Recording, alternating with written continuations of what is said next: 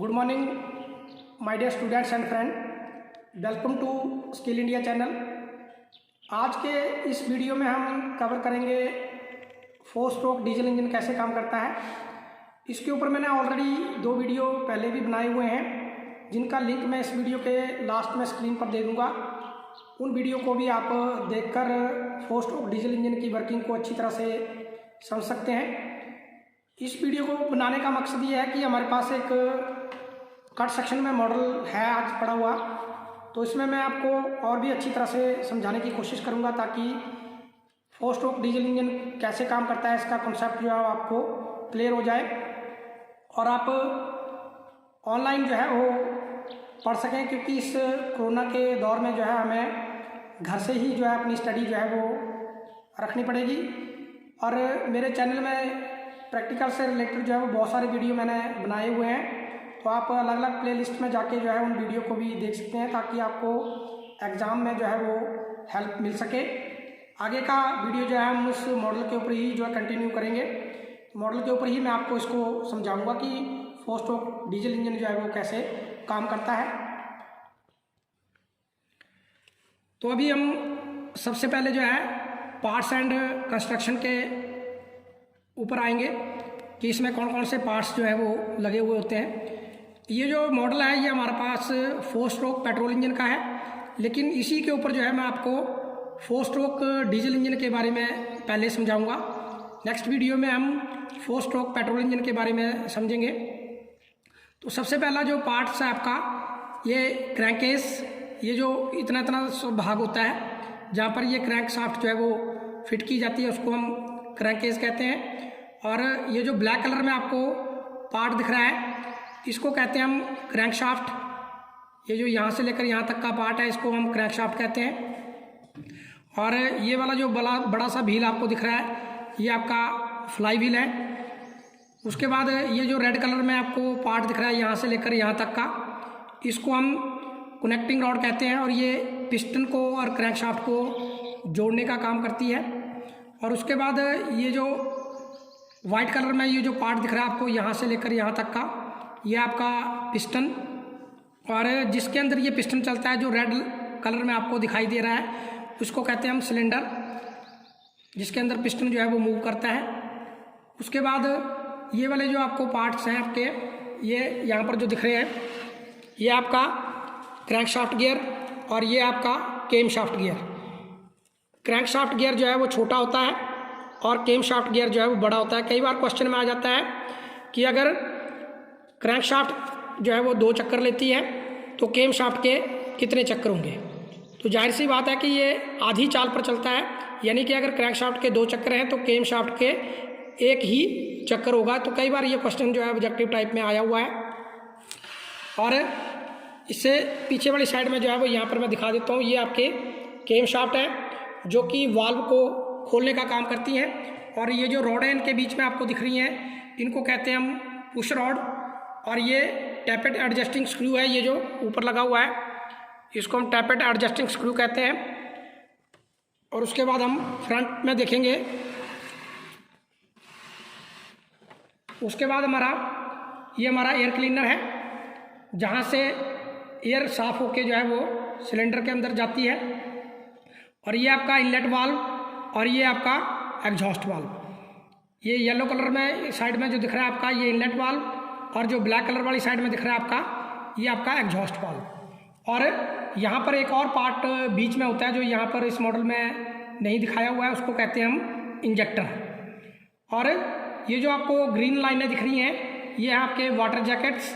यहाँ पर पानी जो है वो अंदर, यहाँ जो गर्मी पैदा होती है कम्बस्टन चैम्बर के अंदर, उसको पानी के रास्ते जो है वो बाहर ले जाने के लिए जो है यहाँ वाटर जैकेट्स जो है बनी होती हैं, जिनको ग्रीन कलर में जो है यहाँ पर मेंशन किया हुआ है। तो ये मेन जो पार्ट्स जो है वो इसके अंदर होते हैं। और इस इंजन का आविष्कार जो है वो डॉक्टर रुडोल्फ डीजल ने जो है वो सन 1897 इसमें में किया था, 1897 में। और इसी इंजीनियर के नाम पे जो है इस इंजन का नाम जो है वो डीजल इंजन पड़ा। तो इस इंजन में जो है वो 4 स्ट्रोक होते हैं, जिसमें सबसे पहला स्ट्रोक होता है सक्शन स्ट्रोक, दूसरा कंप्रेशन स्ट्रोक, तीसरा पावर स्ट्रोक और चौथा जो है एग्जॉस्ट स्ट्रोक। तो इसमें क्रिया जो है सक्शन स्ट्रोक में पिस्टन जो है वो टीडीसी से, यानी कि यहाँ से टीडीसी की फुल फॉर्म होती है आपकी टॉप डेड सेंटर, जहाँ से पिस्टन जो है ऊपर से नीचे की ओर जो है वो चलना शुरू करता है, और नीचे वाला पॉइंट होता है आपका बीडीसी, जहाँ से पिस्टन जो है ऊपर की ओर जो है वो चलना शुरू करता है, उसको कहते हैं हम बीडीसी, और बीडीसी की फुल फॉर्म होती है बॉटम डेड सेंटर। तो सबसे पहले हम आते हैं सक्शन स्ट्रोक के ऊपर। तो सक्शन स्ट्रोक में पिस्टन जो है आपका इस तरह से, अभी आप देखेंगे कि ये वाल्व जो है वो थोड़ा सा ओपन होता है। ये मॉडल है, एक्चुअली में आपका बिल्कुल सही तरीके से काम नहीं करेगा, तो आपने समझना है इसको। ये सक्शन स्ट्रोक में जब पिस्टन टीडीसी से बीडीसी की ओर आता है तो इस तरह से आपका ये वाला जो इनलेट वाल्व है ये खुल जाता है, जिससे एयर फ्यूल मिक्सचर यानी कि इनलेट मैनिफोल्ड से हवा जो है, इस इंजन में अपना याद रखना है कि इसमें केवल हवा जो है वो इंजन के अंदर प्रवेश करती है, जबकि पेट्रोल इंजन में जो है वो एयर फ्यूल मिक्सचर जो है वो सिलेंडर के अंदर जो है वो दाखिल होता है। तो इसमें केवल एयर जो है वो एयर क्लीनर से साफ करके जो है वो इस सिलेंडर के अंदर जो है, जैसे जैसे जब पिस्टन टीडीसी से बीडीसी की ओर जाता है तो इस ऊपर वाले भाग में पार्शियल वैक्यूम जो है वो क्रिएट हो जाता है। जब पिस्टन टीडीसी से बीडीसी की ओर आता है तो इस ऊपर वाले भाग में पार्शियल वैक्यूम क्रिएट होता है, जिस तरह से एक इंजेक्शन के अंदर जो है वो दवाई जो है वो भरी जाती है, तो यहाँ पर भी उस तरह का वैक्यूम जो है वो क्रिएट होता है, और बाहर उस वैक्यूम की वजह से जो है एयर क्लीनर से हवा जो है वो खींच करके इस पिस्टन के ऊपर वाले भाग में जो है वो भर जाती है, और इस तरह से आपका सक्शन स्ट्रोक जो है वो कंप्लीट होता है। पिस्टन टीडीसी से बीडीसी की ओर चला, इनलेट वाल्व खुल जाता है, जिससे एयर जो है वो सिलेंडर के ऊपर वाले भाग में भर जाती है पार्शियल वैक्यूम क्रिएट होने की वजह से। और इस स्ट्रोक में ये सक्शन स्ट्रोक जो है वो कंप्लीट हो जाता है, और इस स्ट्रोक में क्रैंक शाफ्ट जो है वो आपकी 180 डिग्री जो है वो घूम जाती है। उसके बाद दूसरा स्ट्रोक शुरू होता है जिसे कहते हैं हम कंप्रेशन स्ट्रोक, और इसमें पिस्टन जो है आपका बीडीसी से टीडीसी की ओर चलता है, और दोनों वाल्व जो है वो बंद हो जाते हैं। ये वाल्व जो है वो दोनों अपनी सीट पे जो है वो बैठ जाते हैं।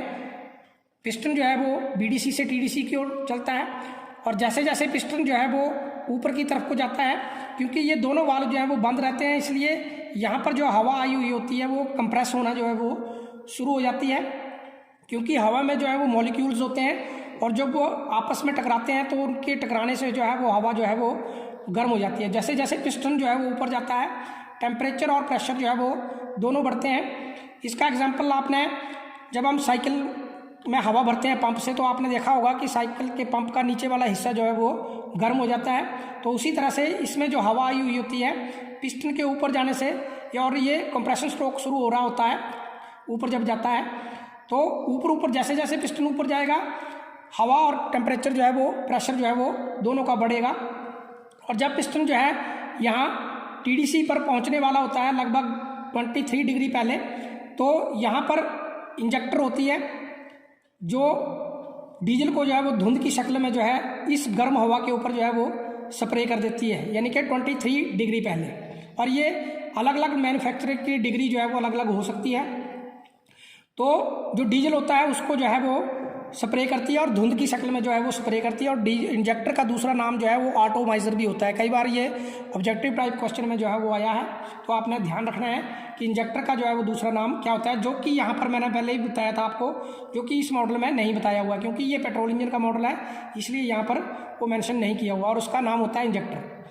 तो जैसे ही उस गर्म हवा के ऊपर जो है वो डीजल को धुंध की शक्ल में स्प्रे किया जाता है, तो उस हवा का टेम्परेचर इतना हो गया होता है कि जितना हमें डीजल को जलाने के लिए चाहिए होता है। और डीजल को जलाने के लिए हमें लगभग 350 डिग्री टेम्परेचर जो है वो चाहिए होता है।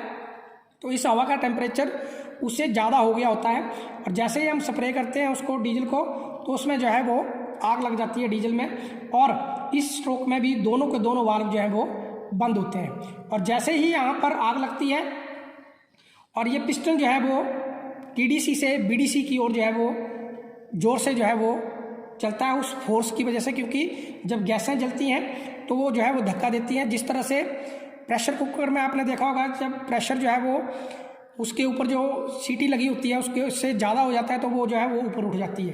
तो इसी तरह से ये जो है वो नीचे की तरफ को जो है वो फोर्स लगती है, और इस कंप्रेशन स्ट्रोक में जो है वो आपकी क्रैंक शाफ्ट जो है वो 360 डिग्री जो है वो घूम जाती है, यानी कि 360 डिग्री जो है वो क्रैंक शाफ्ट घूम जाती है। कई बार कन्फ्यूज़न होती है आपको कि ये 360 डिग्री क्या है। तो आप जब हमने यहाँ पर चले, ये यहाँ पर हमने स्ट्रोक शुरू किया तो यहाँ से ये नीचे जो है वो पहुँच जाता है। जब ये ऊपर पहुँच जाएगा पूरा पिस्टन तो ये नीचे जो है वो पहुँच जाएगा। तो इसको 180 डिग्री जो है ये हो गई आपकी। जब ये पूरा रेवोल्यूशन ले जाता है, यानी कि 2 स्ट्रोकों में, सक्शन में और कंप्रेशन में, ये पूरा का पूरा व्हील यानी कि क्रैंक शाफ्ट जो है वो 360 डिग्री जो है वो घूम जाती है, यानी कि पूरा एक चक्कर जो है वो ले लेती है। तो इसमें आपके 2 स्ट्रोक जो है वो अभी कंप्लीट हो गए। उसके बाद तीसरा स्ट्रोक हमारा शुरू होता है पावर स्ट्रोक। जब यहाँ पे डीजल को आग लगती है तो फोर्स के कारण जो है वो यही सिलेंडर, पिस्टन ही एक सिलेंडर के अंदर ऐसा चलने वाला भाग होता है जिसको फोर्स लगती है, और वो जोर से जो है फोर्स के कारण जो है वो टीडीसी से बीडीसी की ओर आता है, जिससे हमें पावर स्ट्रोक मिलता है। और इस स्ट्रोक में जब यहाँ पर पहुँच जाता है पिस्टन तो ये आपका पावर स्ट्रोक जो है वो कंप्लीट हो जाता है, और उसमें 540 डिग्री जो है वो क्रैंक शाफ्ट जो है वो घूम जाती है। और इसमें 3 स्ट्रोक आपके जो है वो कंप्लीट हो गए। पहला हो गया आपका सक्शन, फिर कंप्रेशन, और तीसरा हो गया आपका पावर। और इसी स्ट्रोक में हमें इंजन को चलाने के लिए जो है वो ताकत मिलती है। उसके बाद आपका स्ट्रोक शुरू होता है एग्जॉस्ट स्ट्रोक। एग्जॉस्ट स्ट्रोक में और इस पिछले वाले स्ट्रोक में भी ये दोनों के दोनों वाल्व जो है वो बंद रहते हैं। उसके बाद स्ट्रोक शुरू होता है आपका एग्जॉस्ट स्ट्रोक। एग्जॉस्ट स्ट्रोक में पिस्टन जो है वो बीडीसी से टीडीसी की ओर चलता है, और ये जो आपका एग्जॉस्ट वाल्व है, ये एग्जॉस्ट वाल्व जो है वो खुल जाता है, जिससे जैसे पिस्टन ऊपर जाता है तो उससे जली हुई गैसें जो है वो एग्जॉस्ट वाल्व के रास्ते से, एग्जॉस्ट वाल्व खुल जाता है, एग्जॉस्ट वाल्व के रास्ते से जो है एग्जॉस्ट मैनिफोल्ड से बाहर निकल जाती है। और इसी तरह से ये क्रिया जो है वो बार बार होती रहती है, और डीजल इंजन जो है वो काम करता रहता है। तो इसमें आपने पार्ट्स देख लिए, और स्ट्रोक कितने होते हैं आपके। सक्शन हो गया, कंप्रेशन हो गया, पावर हो गया, और एग्जॉस्ट हो गया। सक्शन में इनलेट वाल्व खुलता है, कंप्रेशन में दोनों वाल्व बंद होते हैं, और कंप्रेशन स्ट्रोक के लास्ट में इंजेक्टर के द्वारा जो है डीजल को ऑटोमाइज्ड फॉर्म में जो है, यानी कि धुंध की शक्ल में जो है वो गर्म हवा के ऊपर स्प्रे किया जाता है, जिससे डीजल में आग लगती है। और तीसरा स्ट्रोक शुरू होता है हमारा पावर स्ट्रोक, और पावर स्ट्रोक में हमें पावर मिलती है इंजन को चलाने के लिए। और चौथा स्ट्रोक आपका शुरू होता है एग्जॉस्ट स्ट्रोक। बीडीसी से टीडीसी की ओर चलता है पिस्टन, एग्जॉस्ट वाल्व खुल जाता है, जिससे जली हुई गैसें जो है वो बाहर निकल जाती हैं। और इसमें जैसे कि आपने देखा कि एक ही स्ट्रोक होता है जिसमें हमें पावर मिलती है, और बाकी के 3 स्ट्रोक जो हैं वो आइडल स्ट्रोक होते हैं, जिसमें सक्शन स्ट्रोक, कंप्रेशन स्ट्रोक और एग्जॉस्ट स्ट्रोक, जिनमें हमें कोई आउटपुट जो है वो नहीं मिलती है।